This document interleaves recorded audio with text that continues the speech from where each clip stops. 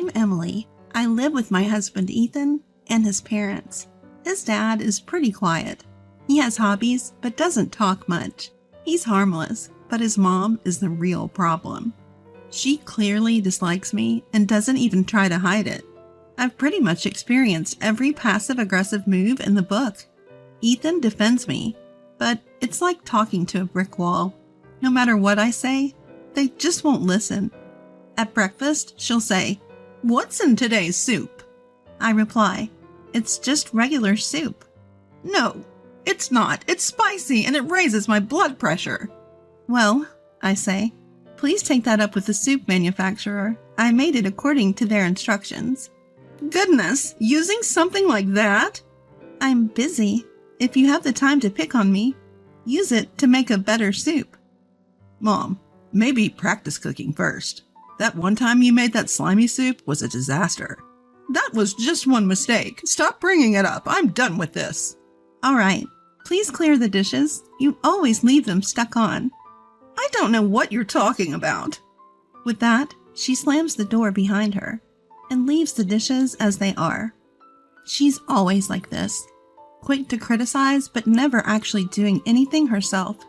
She doesn't set an example, nor does she correct her ways. "I'm sorry." "It's fine. It's the usual." But it's not like the stress doesn't build up. Her behavior isn't limited to just breakfast issues. Hanging the laundry. "Hey, I told you to hang it the way I do it, didn't I?" "Well, if you don't like how I do it, you can hang it yourself." "Why should I? It's your job." "Mother-in-law, you're a housewife, right? You said housework is the job of a housewife." "I get to take a break now that you're here. I've been doing it all along." "How many times do I have to tell you? I'm a working mom." Starting to lose your memory? "Oh my, you're such an ungracious person." Even so, mother-in-law never actually hangs the laundry. She won't even take it in, let alone fold it. When the laundry's done, "Hey, did you clean?" Mother-in-law finished her morning chores and seemed displeased with me, coming over to complain again. I wish she'd channel that energy into helping around the house. But mother-in-law stands imperiously in front of me, without any cleaning supplies, screeching at me in a shrill voice. Annoyed, I retort, "The Roomba's handling it." She turns red and fumes. "You're slacking off." "I'm not. I clean regularly." "In my day, I swept the floors every day." "Nowadays, we don't sweep every day, and I do a thorough cleaning once a week." "Once a week?" "That's why I let the machine handle the detailed cleaning. Would you like to show me how it's done?" "It's your job." "So I let the machine take care of it. Now, if you'll excuse me, I have work to do." "You act so high and mighty for someone who doesn't do much." Mother-in-law dislikes everything I do and complains at every turn. This holds true even when relatives gather. She keeps bullying me in front of them. Nothing seems to have changed this year either. "Long time no see. How've you been?" "You look well, Linda." "I didn't ask you, did I?" Before greeting Linda, mother-in-law gives me a sharp look and waves me off with her hand. "No need to be like that. You seem unchanged as well." "Same old, same old. Always so cheeky and annoying." "Why can't we all just get along?" "I'm trying to get along. I'm offering guidance." "That's just bullying, you know?" "Emily slacks on housework, can't cook to save her life, and always makes the soup too spicy." I have to admire my mother-in-law's knack for exaggerating everything I do in the worst possible way. But Linda and the others don't seem to mind, knowing her tendency. "Even so, Emily cooked this year's meal, right?" "Yes, I did." "How's the taste?" "It's delicious. You could have just used store-bought, you know." I could have bought something, but using store-bought feels like admitting defeat, something I can't bring myself to say. Besides, I don't actually hate cooking. As long as there's no one to complain, that is. Exactly. Since you're not good at it, just use store-bought. Didn't you say store-bought was unacceptable for the end of the year? I never said that. I remember a conversation we had at the end of the year. Emily, what are you planning for New Year's dishes? Well, I should start prepping soon. Prices are going up. You're buying it? I was a bit irritated by her presumptive tone, so I retorted, No, I'll make it myself. Her usual lack of listening skills is almost impressive. You said it's getting expensive, which means you're buying it. If you knew it was pricey, you should have ordered early. What are you talking about? I said the ingredients are getting expensive. Oh, stop making excuses. I'm tired of this. Can we drop it? How rude. Disrespecting your elders like that? Sure, whatever. My mother-in-law, who probably doesn't remember our end-of-year conversation, starts bad-mouthing me again. She really lacks charm, you know. It'd be nice if she could be more straightforward. Linda looked at mother-in-law in disbelief. Emily, I'm impressed you put up with mother-in-law like that. What do you mean? Exactly what I said. I didn't ask you. No, seriously, that's what I mean. Well, it's fine. I'm actually planning to move out soon.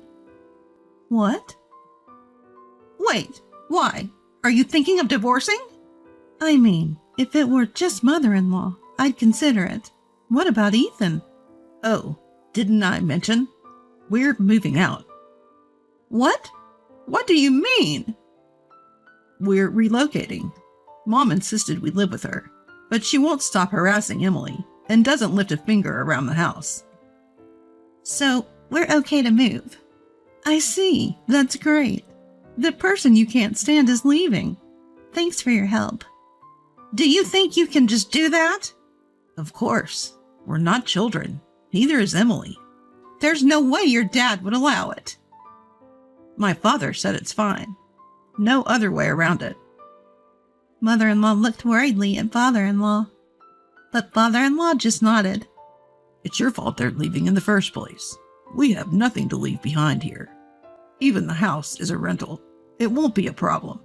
They've agreed to take care of the funeral cost at least.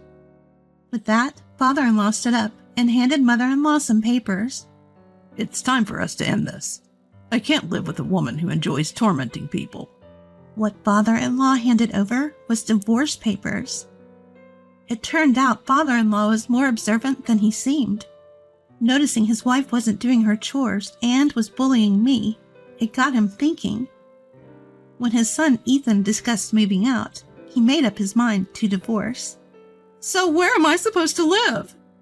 You're an adult. Go wherever you want. Dad is leaving too. I'm leaving in 3 months. You'll need to vacate this place. You've got enough time to figure something out, like finding a live-in job or something. I'm not a monster. I'll leave you a good amount of money. Mother-in-law seemed unable to keep up with this sudden turn of events. For now, please rest in your room, she was told as she was guided to her bedroom. Linda, I'm sorry for involving you, especially at a festive New Year's gathering. Why apologize? This is a wake-up call. And if you're making a new decision, then it's something to celebrate. Perfect for the new year. Linda responded, laughing heartily. After the New Year's commotion, mother-in-law became a recluse. I felt a bit guilty, but didn't know what to do for mother-in-law, who was in the situation due to her own actions. So for now, I slipped some pamphlets of adorable rental apartments through the gap under her door. Places she could afford with the savings father-in-law had told me about. For a while, I heard her sobbing from inside the room. But since she's alive, she should be fine. The food I placed outside her room is also completely gone. After some time, perhaps realizing we were not paying attention to her, mother-in-law left the house for a few days. We, on the other hand, continued to live our lives as usual without being particularly concerned. When mother-in-law returned, she exclaimed, "Why aren't you worried about me?" "Ah, welcome back. You're an adult. I figured you might be traveling, or..." Talking to real estate agents? We would hear from you if something came up. Perhaps this was not the reaction mother-in-law was expecting, as she retreated to her room again, saying, "Fine." That's when I said, "You can keep to yourself, but you really should decide on a place to live soon. Last-minute rentals limit your options, and you won't be able to hire movers." Noting that I wasn't there to comfort her, she retorted, "This is all your fault in the first place." "What is?" "You marrying Ethan, that's what." "We did get your approval, you know. Although, to be honest, we're in an era where we could get married without it." "I didn't like you from the first time you were brought here. You seemed too cheeky." I was polite. It was my mother-in-law who ignored me, so I figured she wasn't interested in having a good relationship. That's why I refused to live together in the first place. Truth be told, living together was never part of the original plan. I knew I didn't get along with my mother-in-law, and Ethan wasn't keen on the idea either. But we moved in because it was becoming hard for them as they aged, and my father-in-law asked us. Probably it was hard to stomach my mother-in-law's bad cooking day after day, and she wanted someone to do household chores for her.